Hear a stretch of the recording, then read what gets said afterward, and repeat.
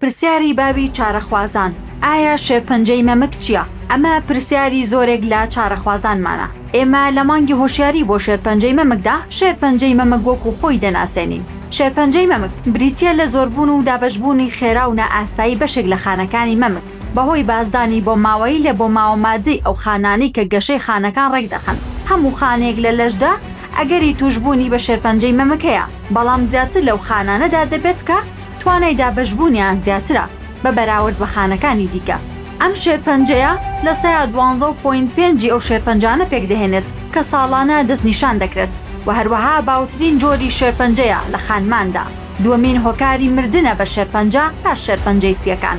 داتا فەرمیەکان بازدەوە دەکەن کە لە 20 ساڵی ڕابردوودا ڕێژەی دەستنیشانکردنی شێرپەنجەی مەمک لە خانمانی خوار 50 ساڵیدا زیادی کردووە. بیرتان بێت هۆشیاری بە پشکنینی پێشوەختە دەست پێ دەکات. پێویست بە ترس و شەرم ناکات. ئافرەتان پێویستە تەندروستی مەمکەکانیان پشتگوێ نەخەن. هەموو ئافرەتێک پێویستە مانگانە پشکنینی خۆی بۆ مەمکەکانی ئەنجام بدات. دواتر بە پێی نیشانەکان پشکنینی پێویستی بۆ ئەنجام دەدرێت. خانمانی ئەزیز، مەمۆگرافی بە باشترین ئامێری پشکنینی پێشوەختەدا دەنرێت بۆ خانمانی سەر و 40 ساڵ. بیرتان بێ نابێت نیشانەکان پشتگوێ بخەین. سمارت وەرچەرخانە.